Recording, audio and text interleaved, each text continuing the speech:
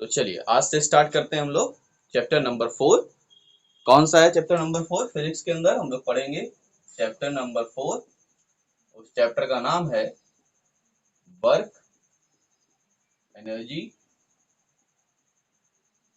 And power. Work, energy and power, ये chapter हम लोग पढ़ेंगे। हालांकि कुछ बुक्स में, कुछ रेफरेंस बुक्स में ये वर्क एंड एनर्जी के नाम से दिया हुआ है। इस चैप्टर को वर्क एनर्जी के नाम से दिया है, बट हम लोग जो पढ़ रहे हैं वर्क, एनर्जी और पावर तीनों के बारे में पढ़ेंगे, इसलिए इस चैप्टर का नाम हमने लिखा हुआ है work, energy and power.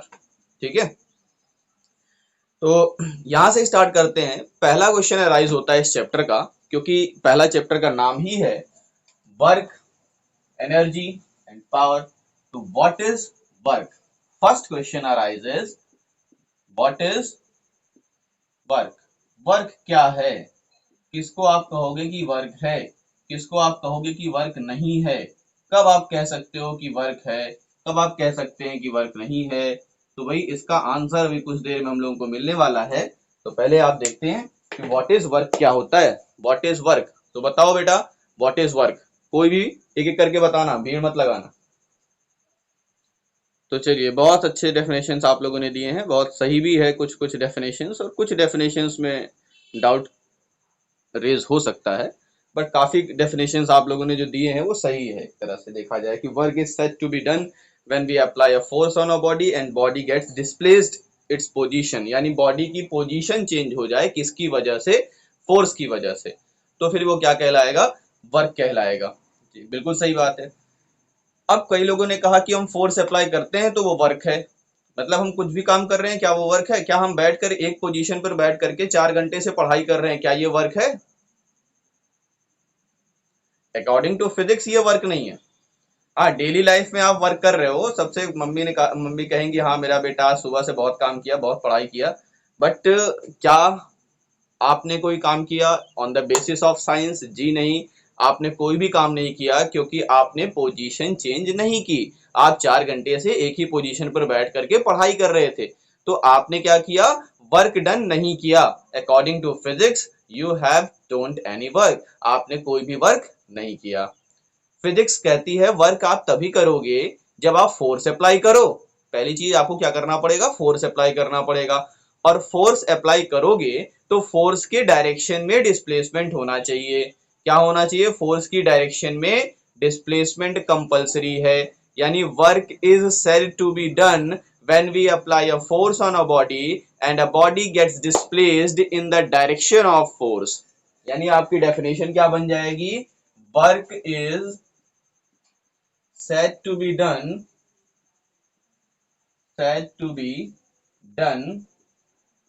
if we apply a force on a body and the body gets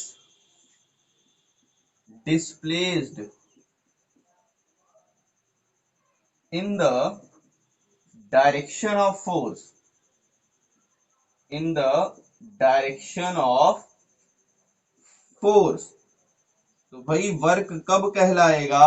work तब कहलाएगा जब दो चीज पर होगा। किस चीज पर? Work is said to be done if we apply a force. पहली चीज क्या होनी चाहिए? कि हमें फोर्स अप्लाई करना है उस बॉडी पर, and the body gets displaced in the direction of force, और जो जिस डायरेक्शन में हम फोर्स लगा रहे हैं उस डायरेक्शन में बॉडी का डिस्प्लेसमेंट होना चाहिए।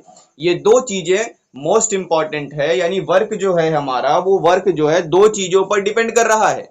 वर्क किन तीन चीजों पर डिपेंड कर रहा है? दो चीजों पर। किस चीज पर सर?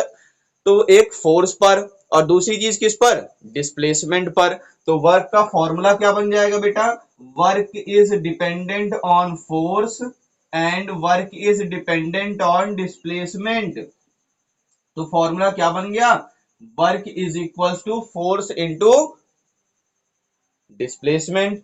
और ये जो डिस्प्लेसमेंट है ये किस डायरेक्शन में होना चाहिए? Displacement should be in the direction of force. Force की डायरेक्शन में ये डिस्प्लेसमेंट होना चाहिए। तो force into F into D, it is denoted by W. W is equal to F into D. ये हमारे पास क्या मिल गया? फॉर्मूला मिल गया। And what is the unit of work, what is the SI unit of work, क्या होती है बेटा SI unit?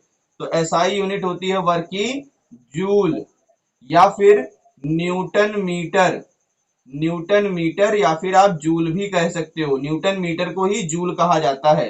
Joule is the unit of work, तो वर्क की यूनिट होती है जूल। समझ में आया बेटा? It is the unit of work. Joule is the unit of work in MKS system. What is the unit of work in CGS system? जिस प्रकार से फोर्स की यूनिट न्यूटन होती है सीजीएस सिस्टम में, एमकेएस होती है और सीजीएस सिस्टम में डाइन होती है, उसी तरीके से वर्क की भी कोई ना कोई यूनिट होगी सीजीएस सिस्टम में। तो सीजीएस सिस्टम में वर्क की यूनिट क्या होती है? सीजीएस सिस्टम में वर्क की यूनिट होती है, हाँ बिल्कुल सही है, डाइन सेंटीमीटर भी हो सकता है, बट एसआई यूनिट क्या होगी? एसआई यूनिट होती है वो अर्ग, क्या होती है बेटा? अर्ग, ERG, क्या बोलते हैं इसको? अर्ग बोलते हैं। ठीक है, जिस तरीके से हम लोगों ने ये रिलेशन लिखा था कि 1 newton is equal to 10 to the power 5 dyne, लिखा था 1 newton is equal to 10 to the power 5 dyne होता है, बताया गया था आपको। उसी तरीके से 1 joule is equal to 10 to the power 7 erg होता है, 1 joule is equal to 10 to the power 7 erg होता है, याद रहेगा? 10 टू द पावर 7 अर्ग होता है किसकी वैल्यू? 1 जूल की वैल्यू। ठीक है, तो सीजीएस सिस्टम में यूनिट क्या होती है जूल की? क्या बताओगे आप? अर्ग, ERG। ठीक है, मे भी समझ में आ गया होगा।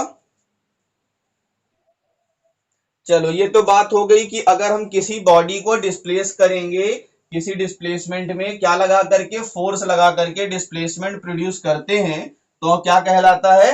वर्क डन कहलाता है। और ये जो वर्क डन होना चाहिए, सॉरी ये डिस्प्लेसमेंट जो होना चाहिए, वो डिस्प्लेसमेंट किस डायरेक्शन में होना चाहिए? फोर्स की डायरेक्शन में होना चाहिए। सर बिल्कुल समझ में आ गया, मतलब कुछ ऐसी कंडीशन है कि ये है हमारा सरफेस, इस सरफेस के ऊपर रखा है एक ब्लॉक, ये क्या रखा है? एक बॉडी रखी है, इस बॉडी को हमने एक डोरी से बांध लिया और डोरी से बांध के इस डायरेक्शन में खींच रहे हैं F फोर्स लगा करके। तो अगर हम डोरी से बांध करके इसको इस डायरेक्शन में पुश करते जाएंगे तो इसका डिस्प्लेसमेंट भी इसी डायरेक्शन में होगा। बिल्कुल सही है सर। तो वर्क डन का फॉर्मूला हो जाएगा W is equal to F into D. यही तो आपने समझाया अभी, बिल्कुल सही बात है, यही तो समझाया गया ना। तो चलिए अब कंडीशन कुछ अलग बनाते हैं, थोड़ा सा छोटे बच्चे बन जाते हैं। छोटे बच्चा बनना है सबको, बन जाओ फिर। चलो देखो, ये सरफेस है, अर्थ सरफेस। ये खिलौना है, वो गाड़ी वाली जो प्लास्टिक की गाड़ी आती थी ना पहले, बचपन में खेला होगा खूब सब लोग। अरे चाबी से नहीं चलती थी यार, उसमें चाबी नहीं होते थे, चाबी वाली होती तो कोई दिक्कत नहीं थी, ये चाबी वाली नहीं है। ऐसे कुछ टॉय है ये, ठीक है। अब इसको क्या किया आपने, इसमें चाबी वाली है नहीं, समस्या तो ये है, अगर चाबी वाली होती तो चाबी भरते छोड़ देते, चल देती अपने से। अब ये बिना चाबी वाली है, ये इलेक्ट्रिसिटी वाली भी नहीं है, ये सेल वाली भी नहीं है, ये क्या है? ये हैंडमेड है। यानी इसको कैसे बनाएंगे, इसको कैसे करेंगे? इसको हाथ से चलाएंगे। कैसे चलाएंगे सर? तो सर डोरी से बांध लेंगे, इसको क्या कर लेंगे, आगे इसमें धागा बांध लेंगे। यहाँ पर हमने क्या कर लिया, एक धागा बांध दिया और धागा बांध करके हम खड़े हो गए। हम धागा बांध करके क्या हो गए, खड़े हो गए। अब खड़े होकर के उसको डोरी को खींचेंगे ना, तो भाई डोरी को किस डायरेक्शन में खींचोगे आप?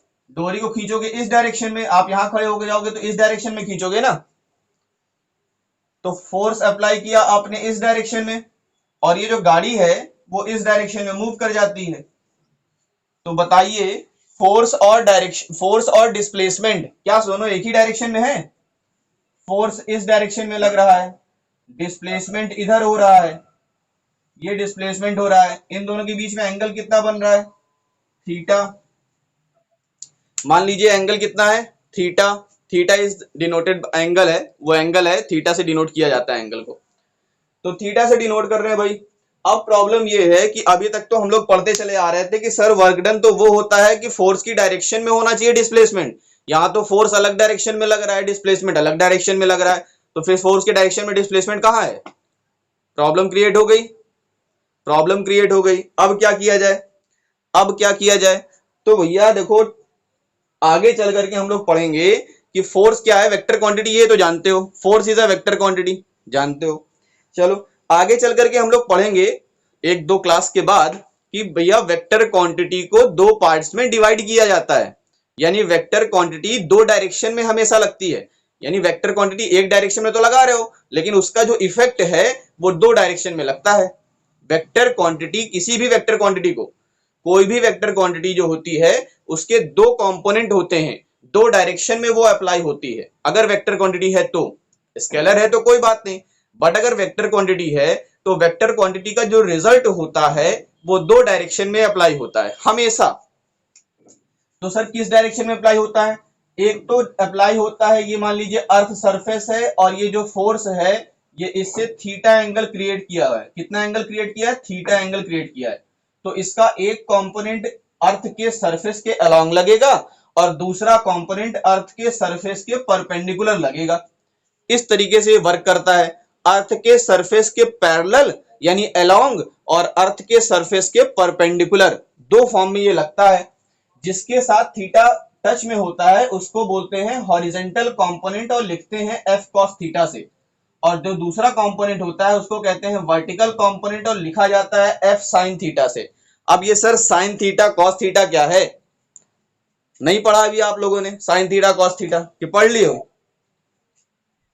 नहीं पढ़े हो तो टेंथ क्लास में, बिल्कुल टेंथ क्लास में पढ़ेंगे आप लोग। Sine cos tan cot sec cosec सब कुछ पढ़ोगे टेंथ क्लास की मैथ्स में, चैप्टर नंबर 8। टेंथ क्लास की मैथ्स में चैप्टर नंबर 8 में आपको पढ़ाया जाएगा कि बेटा ये साइन क्या होता है, कॉस क्या होता है। तब तक इसको वेट एंड वॉच करिए, तब तक क्या करिए, हाँ ये ट्रिग्नोमेट्री है, तब तक इसको वेट करिए टेंथ क्लास तक का, ठीक है। तो भैया इसी तरीके से ये जो एफ है इसका एक कंपोनेंट कहां लगेगा?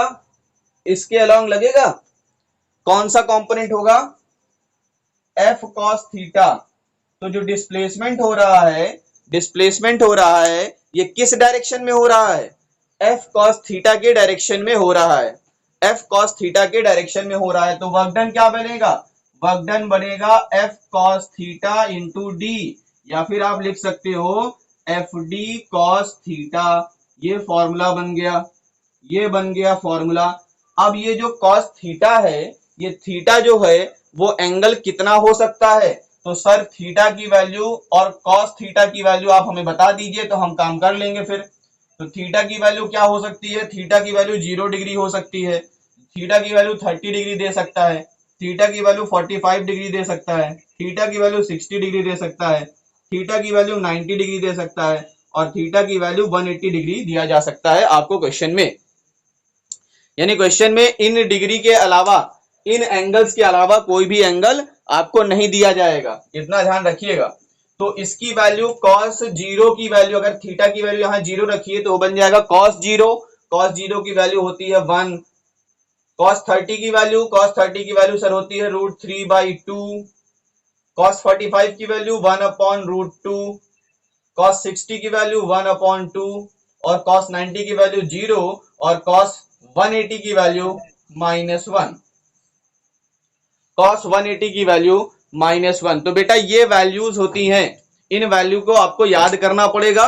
एंगल आपके जो न्यूमेरिकल्स मिलेंगे उसमें जो आपको एंगल की वैल्यू मिलेगी वो इन्हीं एंगल में से कोई भी एक एंगल हो सकता है, ठीक है। इन्हीं में से कोई एक एंगल हो सकता है, सारे एंगल्स नहीं होंगे, कोई भी एक एंगल हो सकता है। हाँ अभी देखेंगे, क्वेश्चन देखते हैं अभी। आपका कोई क्वेश्चन है क्या? हाँ बोलिए।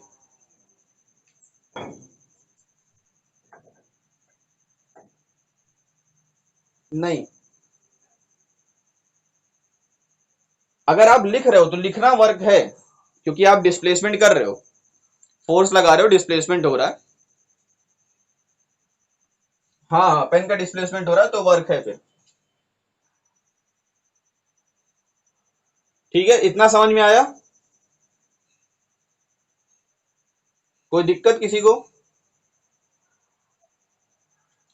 तो चलिए अब बात करते हैं कि जैसे हमने कहीं फॉर्मूला लिख लिया था, कौन सा फॉर्मूला लिखा था अभी इससे पहले वाला, जो वर्क फोर्स फोर्स जो है और डिस्प्लेसमेंट जब एक ही डायरेक्शन में था तब उसके लिए हमने F इंटू डी क्यों लगा दिया। चलिए देखते हैं, इसी फॉर्मूले से वो फॉर्मूला बना हुआ है, एफ डी कॉस थीटा से ही बना हुआ है। तो देखिए भैया, डिस्प्लेसमेंट ये बॉर्डर है आपका, सरफेस ये बॉडी है, ये बॉडी, और इस डायरेक्शन में फोर्स लगाया, डिस्प्लेसमेंट भी इसी डायरेक्शन में हो गया। तो फोर्स और डिस्प्लेसमेंट के बीच का एंगल कितना है, एंगल कितना है बोलो। एंगल 0 डिग्री है बेटा, एंगल कितना है 0 डिग्री। तो फॉर्मूला क्या लगता है, F D cos theta, F D cos theta, और थीटा की जगह पर क्या है, थीटा की जगह पर क्या है 0 डिग्री, और कॉस 0 की वैल्यू क्या होती है, कॉस 0 की वैल्यू क्या होती है 1। तो क्या बन गया फॉर्मूला, देखो एफ इंटू डी, यही तो फॉर्मूला बताया गया था, यही तो फॉर्मूला बताया गया था। समझ में आया, बोलो।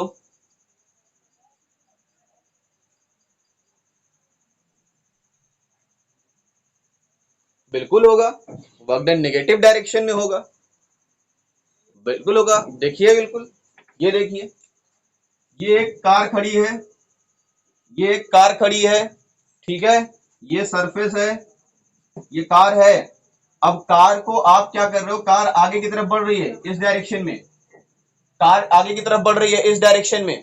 आप फोर्स कहां लगा रहे हो, कार को पीछे खींचने की कोशिश कर रहे हो, कार को पीछे खींचने की कोशिश कर रहे हो, और कार का डिस्प्लेसमेंट कहां हो रहा है, आगे की तरफ इस डायरेक्शन में कार का डिस्प्लेसमेंट है, और आप फोर्स लगा रहे हो इस डायरेक्शन में, फोर्स लगा रहे हो, डिस्प्लेसमेंट इस डायरेक्शन में, एंगल कितना क्रिएट हो रहा है, फोर्स और डिस्प्लेसमेंट के बीच का एंगल कितना है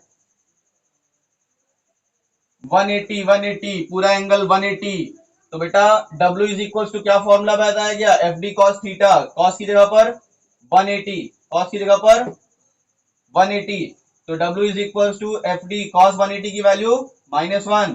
तो W इज इक्वल टू क्या आ गया, माइनस एफ डी। देखिए माइनस में आ गया वर्क डन,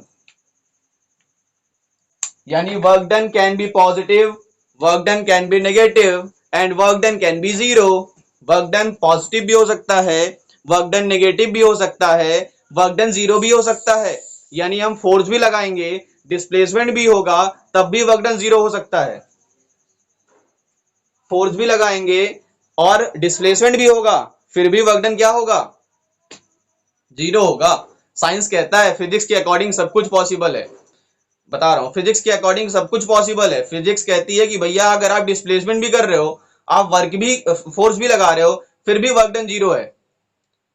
यहां पर वर्क डन नेगेटिव है, वर्क डन नेगेटिव का मतलब हम वर्क तो कर रहे हैं लेकिन हमारा वर्क किसी काम में नहीं आ रहा है, जिस डायरेक्शन में हम चाहते हैं उस डायरेक्शन में वर्क नहीं हो रहा है। नेगेटिव का मतलब सिर्फ यही है, नेगेटिव का मतलब ये नहीं है कि आपने वर्क नहीं किया आपसे वर्क हो गया, ऐसा नहीं है। आपने वर्क किया है, आपने वर्क किया है, बट कंडीशन ये है कि आपने फोर्स लगाया जिस डायरेक्शन में, डिस्प्लेसमेंट उस डायरेक्शन में नहीं हुई है, उसके अपोजिट डायरेक्शन में डिस्प्लेसमेंट हुई है। ये नेगेटिव साइन शो कर रहा है, बस नेगेटिव साइन सिर्फ ये शो कर रहा है, ये इंडिकेट कर रहा है कि आपने जिस डायरेक्शन में फोर्स लगाई थी डिस्प्लेसमेंट उस डायरेक्शन में नहीं हुई। और पॉजिटिव वर्क डन ये शो करता है कि आपने जिस डायरेक्शन में फोर्स लगाया डिस्प्लेसमेंट उसी डायरेक्शन में हुई है। पूछिए बेटा। हाँ, टग ऑफ वॉर में भी यही कंडीशन होती है। पूछिए बेटा, कुछ पूछ रही थी, कोई एक बच्ची पूछ रही थी कुछ, पूछो बेटा।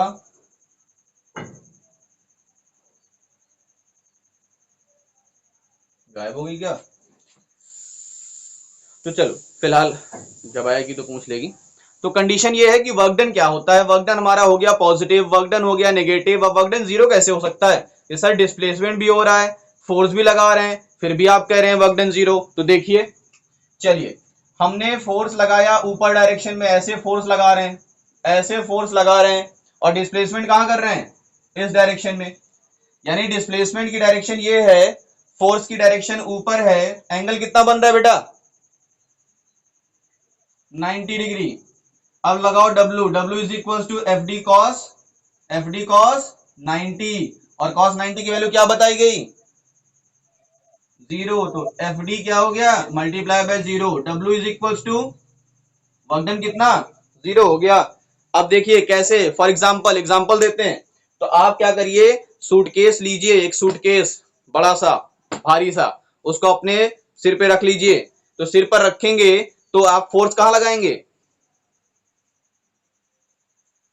फोर्स कहां लगाएंगे आप उसको बैलेंस करने के लिए? सूटकेस को बैलेंस करने के लिए फोर्स कहां लगाएंगे? ऊपर की डायरेक्शन में, ऐसे ऐसे हाथ से ऐसे ऊपर लगाओगे डायरेक्शन में, ऊपर की डायरेक्शन में फोर्स। और सूटकेस को लेकर के आप चलिए, तो देखिए फोर्स आप ऊपर लगा रहे हो, डिस्प्लेसमेंट आप आगे कर रहे हो, तो फोर्स और डिस्प्लेसमेंट के बीच में एंगल कितना बना? वर्क डन कितना हुआ? Work done 0 according to science.